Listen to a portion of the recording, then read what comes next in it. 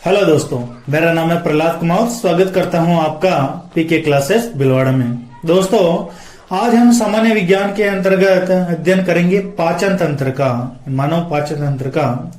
तो देखिए कि मानव पाचन तंत्र को अपन पढ़ रहे हैं, तो इसके बारे में अपन सामान्य से जानकारी देख लेते हैं कि पाचन तंत्र कहते किसे हैं।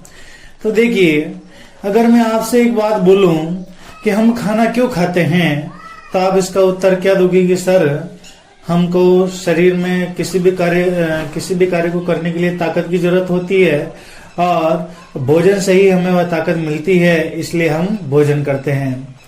तो क्या भोजन करने से ताकत मिल जाती है या उसको कुछ अवशोषण करना होता है, उसको पचाना भी जरूरी होता है? तो इसके बारे में अपन पढ़ेंगे। तो ये देखो, सबसे पहले भोजन मुंह के अंदर जाएगा। मुंह के अंदर जाने के बाद में पाचक की 3 सहायक अंग होते हैं। कितने होते हैं? 3 कौन कौन से? एक तो दांत होते हैं, जीभ होती है और लार ग्रंथियां होती है। मुंह में भोजन गया, दांत है, दांत क्या करते हैं? चबाने का कार्य करते हैं। जीभ क्या करती है? स्वाद चखने का कार्य करती है। लार ग्रंथियां क्या करती है? भोजन को गीला या लसलसा बनाती है। इसी के साथ में दांत 4 प्रकार के होते हैं, रदनक, कृदनक, च्वर्णक और अग्रच्वर्णक। ये भी हम पढ़ेंगे डिटेल से। इसी के साथ में जीवा के कौन से भाग से कौन कौन से स्वाद चखे जाते हैं वो भी देखेंगे, और लार ग्रंथियां कहाँ कहाँ पाई जाती है वो भी देखेंगे। इसी के साथ में मुंह से भोजन निगला जाता है, ग्रसनी के द्वारा आमाशय में जाता है। ये यहाँ से भोजन ग्रसनी के द्वारा, ये ग्रसनी है, ग्रसनी के द्वारा आमाशय में जाएगा और आमाशय में लगभग 4 घंटे तक भोजन रहता है। कितने घंटे तक रहता है? 4 घंटे तक भोजन रहता है। इसी आमाशय के आंतरिक भाग में जठर ग्रंथियां पाई जाती है। क्या पाई जाती है भाई साहब? जठर ग्रंथियां। ये जठर ग्रंथियां क्या करती है कि जठर रस उत्पन्न करती है, जठर रस डालती है। जैसे ही भोजन, मान लो भोजन का कण यहाँ पे आया और भोजन के कण आने के बाद में ये कुछ रस, पाचक रस छोड़ती है जो भोजन को पचाने का कार्य करते हैं। ये पाचक रस इतने खतरनाक होते हैं, मतलब तेजाब जैसे खतरनाक होते हैं, इसलिए भोजन को पचा लेते हैं। तो भैया सोचने की ये भी बात है कि इतना खतरनाक एसिड होता है, फिर हमारा पेट क्यों नहीं जलता है भाई? ये भी तो सोचने की बात है। तो पेट नहीं जलने का मुख्य कारण है क्योंकि इसी आमाशय के आंतरिक भाग में एक श्लेष्मा की झिल्ली पाई जाती है। किसकी झिल्ली पाई जाती है भाई साहब? श्लेष्मा की। वो अपन आगे पढ़ेंगे। श्लेष्मा की झिल्ली पाई जाती है। ये झिल्ली क्या करती है? इस जठर रस से आमाशय की सुरक्षा करती है, मतलब आमाशय को बचा के रखती है। इसी के साथ में भोजन 4 घंटे इसके अंदर आमाशय के अंदर रहा, फिर भोजन यहां से होता हुआ कौन से छोटी आंत में जाता है। ये छोटी आंत को शुद्रांत कहते हैं, शुद्रांत में जाता है। देखना, कभी कंफ्यूज नहीं होना है। शुद्रांत को ही छोटी आंत कहा जाता है और बृहदांत को बड़ी आंत कहा जाता है। ये हमेशा आप याद रखेंगे, ठीक है। भोजन छोटी आंत में आता है, शुद्रांत में आता है। शुद्रांत की आकृति लगभग इस प्रकार से होती है। देखिए, ये शुद्रांत की नली है। कौन सी वाली? ये वाली की बात कर रहा हूं मैं, ठीक है। इसके आंतरिक भाग में से रसांकुर पाए जाते हैं। ये क्या होते हैं? रसांकुर। ऐसे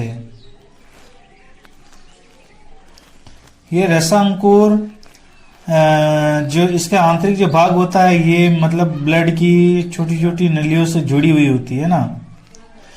तो ये रसांकुर क्या करता है? जब भोजन यहां से गुजरता है, मान लो यहां से भोजन के कण गुजर रहे हैं, और होता क्या है? भोजन गीला होता है, उस समय तरल अवस्था में होता है। तो जो मतलब जो छोटे छोटे जो कण होते हैं, जो पौष्टिक कण होते हैं, वो इसकी रसांकुर के बीच में फंसकर रह जाते हैं और यहीं से वापस इन कणों में से कार्बोहाइड्रेट, प्रोटीन, वसा, विटामिन इनसे अवशोषित कर ली जाती है। कहां से की जाती है भाई साहब? तो शुद्रांत से की जाती है, ठीक है। यहां से भोजन का अवशोषण हो जाता है, फिर बचा हुआ भोजन कहाँ जाता है? बड़ी आंत में जाता है। बड़ी आंत में जाता है। बड़ी आंत जो जिसे अपन बृहदांत भी बोलते हैं, इनमें जल का अवशोषण कर लिया जाता है और जल का अवशोषण करने के बाद में भोजन को मल द्वार में भेज दिया जाता है और मल द्वार से निष्कासित कर दिया जाता है, बाहर डाल दिया जाता है। ठीक है, तो ये तो हो गई कि सामान्य क्रिया विधि कि पाचन तंत्र किस प्रकार से काम करता है, तो इसको हम डिटेल से पढ़ते हैं आगे। ठीक है, देखिए कि पहले बात तो इसकी परिभाषा को देख लेते हैं कि पाचन तंत्र कहते किसे हैं।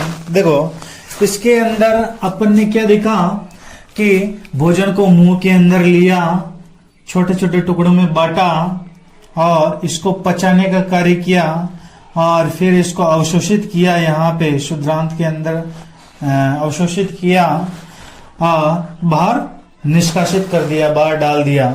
तो मतलब इससे क्या परिभाषा बना सकते हैं अपन, देखिए कि भोजन को शरीर में ग्रहण करने, उसे छोटे छोटे कणों में तोड़ने तथा उसमें पोषण तत्वों का अवशोषण व अपशिष्ट को त्यागने तक के संपूर्ण क्रिया को पाचन क्रिया कहते हैं। यानी कि भोजन को मुंह के अंदर लेना, छोटे छोटे टुकड़ों में तोड़ना, इसी के साथ में पोषण तत्वों को अवशोषण करना, पोषण तत्वों का अवशोषण करना और अपशिष्ट को त्यागना तक की ये सारी प्रक्रिया क्या कहलाती है, पाचन कहलाती है। क्योंकि भोजन को पूरी तरीके से पचाने में मुंह से लगाकर यहाँ तक की सारे क्रियाओं का अपन ने वर्णन कर लिया, इस परिभाषा के अंदर लिख दिया है।